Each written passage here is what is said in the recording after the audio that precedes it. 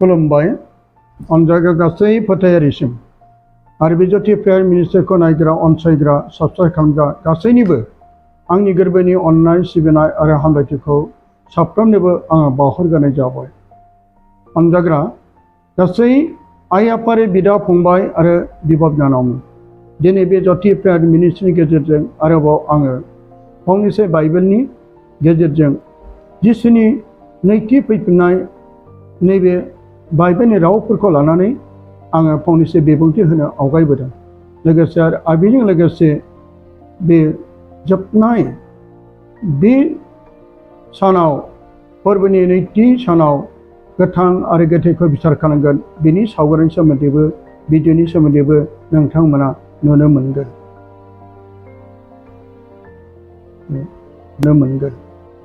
गोथार बोसोननि बाइबेलनि बोसोनजों जों गोबांथार मिथिनो मोनो।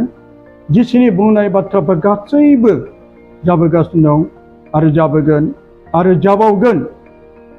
दिनै बे गासैबो बाइबेलनि बुंनाय बाथ्रा फिरि फिरि फारि फारि जोङो जाबोनायखौ नुनो मोनदों।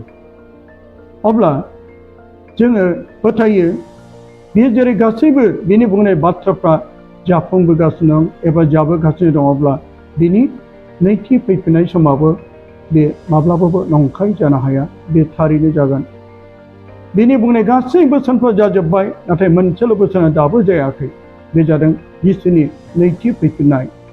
बेनिखायनो जोंहा फोथायनाय दङ गासैबो बिनि बुंनाय बाथ्राफ्रा बाइबेलनि बोसोनफ्रा फिरि फिरि आरो फारि फारि जाबोदोंब्ला बे जिसुनि बुंनाय बे नैथि फैफिनगोनाबो बे थारैनो जाथारगोन। दिनै जोङो अब्ला बे बाइबेलनि गेजेरजों फै जों दसे जों मिथिनानै लानि। बाइबेलनि 24 बालाबनि 35 सिरियाव जोङो फोरबोनि नैबे बोसोनखौ जों मिथिनो मोनो। जेरै नख्रां आरो हाया गोमोरगोन, नाथाय आंनि बुंनाय बाथ्राया गोमोरथारनाय नङा। गोथार बाइबेलनि बबे आयदा आरो बबे खोन्दोआव जिसुनि नैथि फैफिननायनि सोमोन्दै जों मिथिनो मोनो, बेखौ फै जोङो नायलांनि। गोथार बाइबेलाव जोङो जिसुनि नैथि फैफिननायनि सोमोन्दै जोङो फरायना मोनदों आरो बे बाइबेलाव जों मा लिरदों जों बेनि आयदा खोन्दोफोरखौ जोङो नायनो फै। जेरै माथाइनि 24 बालाबनि 25 सिरियाव जोङो मोननो हायो। आरोबाव जेरै मार्कुसनि 13 बालाबनि 1 सिरिनिफ्राय जों फरायब्ला मोननो हायो। गोथार लुकासनि 21 बालाबनिफ्राय 5 सिरिनिफ्राय लानानै 22 सिरिसोआव जों फरायनो मोनो।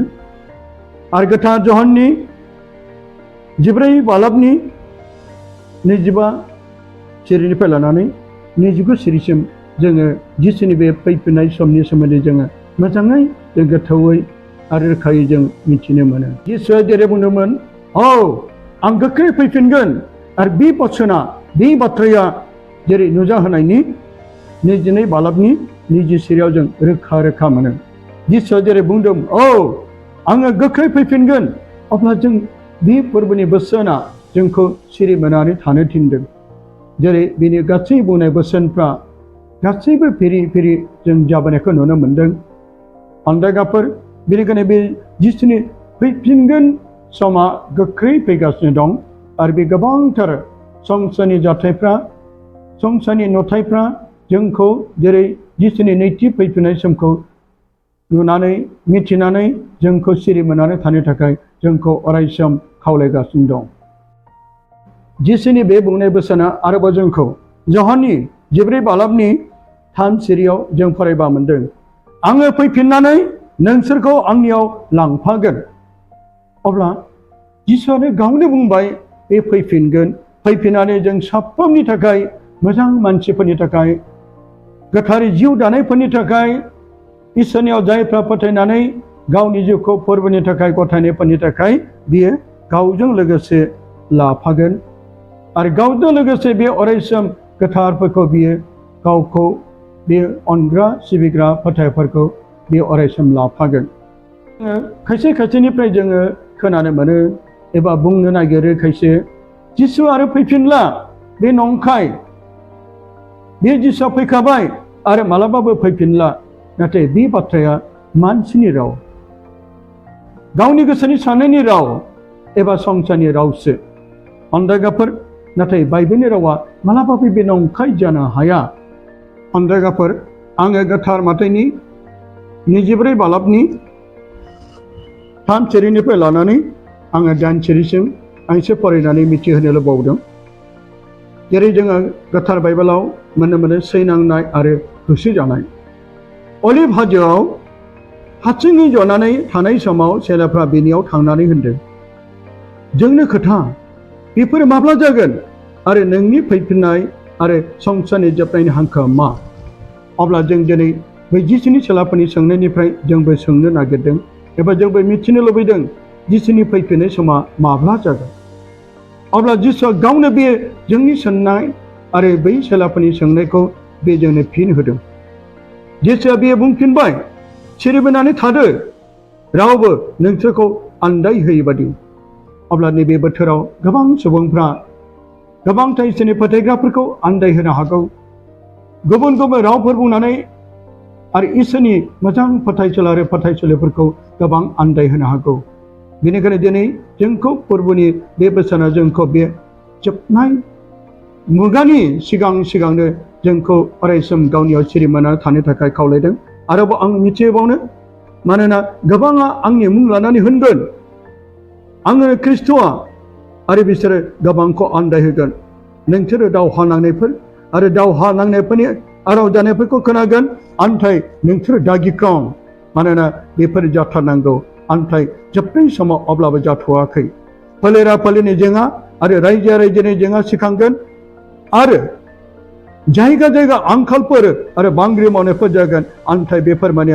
आइखां बायखांफोरनि जाजेननायल' अनदायग्राफोर अब्ला जेरै जों बे गोथार बोसोनजों जों मा मिथिगौ मानोना दिनै बे बोथोरा आइखां बायखां जाजेननायल' जोबनाय समा आरो जाथ'वाखै आरो बेखौनो लानानै सिरिमोनानै जोंखौ थानो थिनदों बे जेब्ला जोबनायनि समा सफैगोन बिनि सिगां जों गोबांथार आंखाल दावहा नांनाय हारिजों हारि आरो जायगा जायगा बांग्रि जायगा जायगा दैबाना दानलाय सुलाय हारिजों हारि बेफोर गासैखौबो जोङो फारि फारि नुबोदों बे मालाबाबो नंखाय जानो हाया अब्ला जों बिदिनो जों गावनि जिउखौ सिरिमोनानै थादिनि अनदायगाफोर संसाराव गोबांथार नंखाय नाबिफोर फैगोन गोबांथार फोरबोनि बाथ्राफोरखौ लानानै आंनो ख्रिस्ट'आ आंनि इसोरा होननानै बिसोरो सिनायथि होनो नाजागोन एबा गावखौनो गेदेर खालामगोन आरो गावखौनो इसोर होननानै मुं खना लागोन अब्ला बेनिखायनो जों बिसोरनि मावनायफोरनिफ्राय आरो बिसोरनि बुंनायफोरनिफ्राय जों गाव गावखौ सिरिमोनानै थादो फोरबोनि बे बोसोना जोंखौ अरायसम सिरिमोना थानाय बाथ्राखौ फोरमायदों बेनिखायनो अनजागाफोर आरोबाव जोबनाय बै समाव जोंखौ मा फोरमायदों जोङो नुनो मोनगोन नैबे माखासे सावगारि आरो भिडिअनि गेजेरजों बिनि सिगां आरोबाव गोथार जहननि 1 बालाबनि 7 सिरिखौ आं नोंथांमोननो फरायथिनानै जोङो माखासे जोबनाय मुगानि बे जोबनाय बिसारनि बे सावगारिखौ जों नुनो मोनगोन अब्ला जों फै जहननि नुजाहोनाय 1 बालाबनि 7 सिरियाव जोंनो मा फोरमायदों आरो बे फोरमायनायनि गेजेरजों जों बे सावगारिखौ जों नायलांनि जहननि नुजाहोनाय 1 बालाबनि 7 सिरियाव नाय बियो जोमैफोरनि सायाव फैगौ आरो साफ्रोमबो बेखौ सुफ्लंग्राफ्राबो बेखौ नुगोन आरो पृथिबीनि फोलेर मानिफ्रा बेनि थाखाय गाबख्रावगोन औ आमेन शक्तियोടും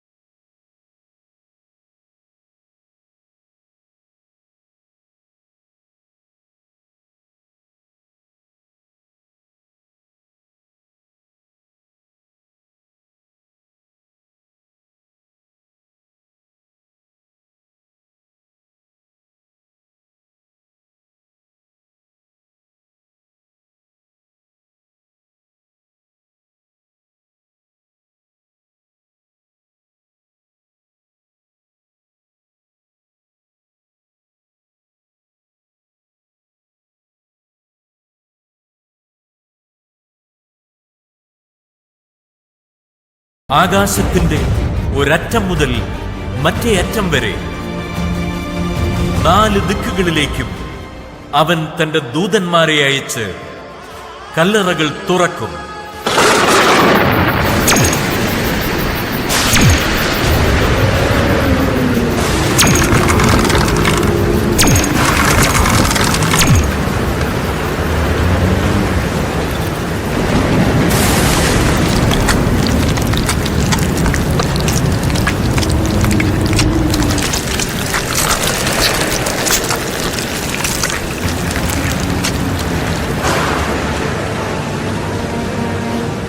കിരുകിര ശബ്ദത്തോടെ വേർപെട്ടുപോയ അസ്ഥികൾ തമ്മിൽ ചേർന്ന് ശരീരം ധരിച്ച് മരിച്ചവരെല്ലാം ജീവൻ പ്രാപിക്കും.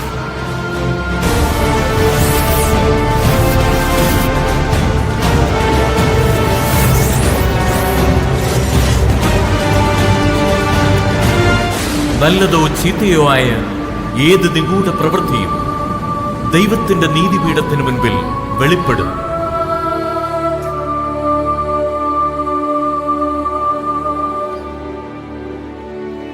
ഗ്രന്ഥങ്ങൾ തുറക്കപ്പെടും.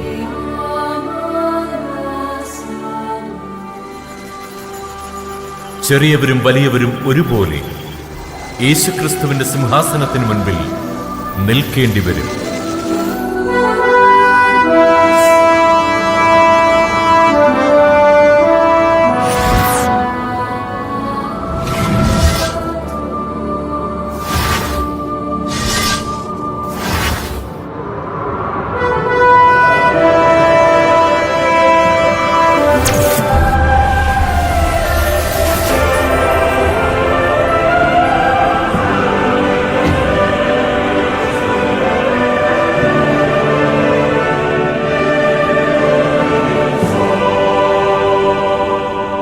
താന്താങ്ങളുടെ പ്രവൃത്തികൾക്കനുസൃതം ഓരോരുത്തരും വിധിക്കപ്പെടും.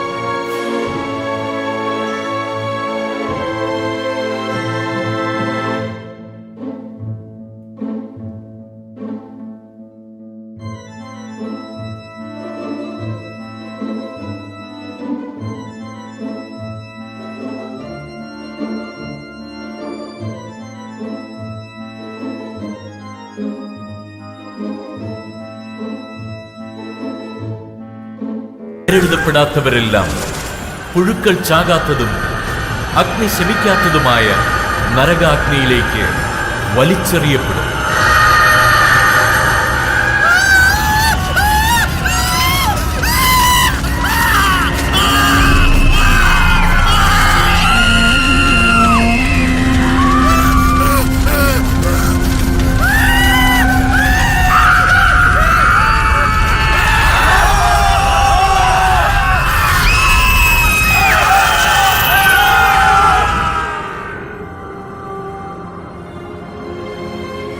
ജീവന്റെ ഗ്രന്ഥവും തുറക്കപ്പെടും.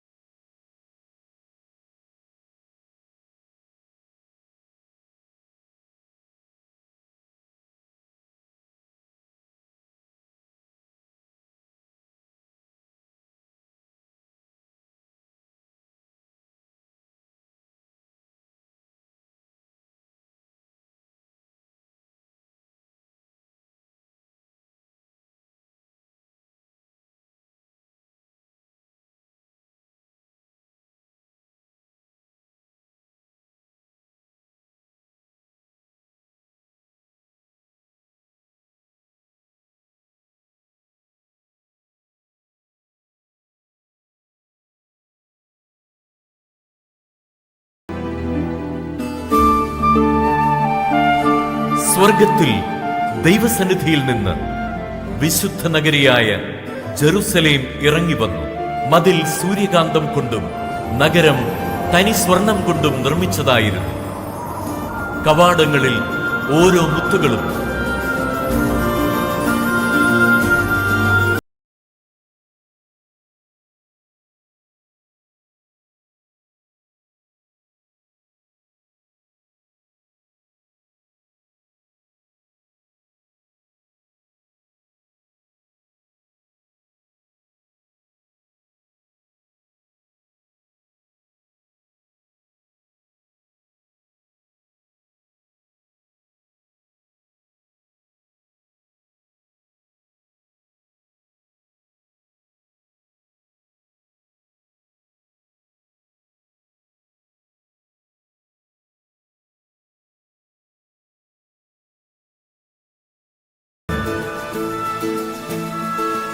സിംഹാസനത്തിൽ നിന്ന് പുറപ്പെടുന്ന ജീവജലത്തിന്റെ നദിയുമുണ്ടവിടെ.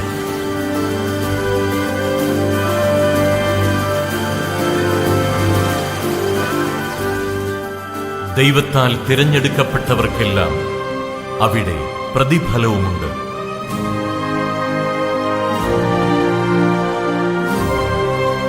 ഇനിമേൽ മരണമുണ്ടായിരിക്കുകയില്ല. അവിടെ ജീവന്റെ വൃക്ഷമുണ്ട്.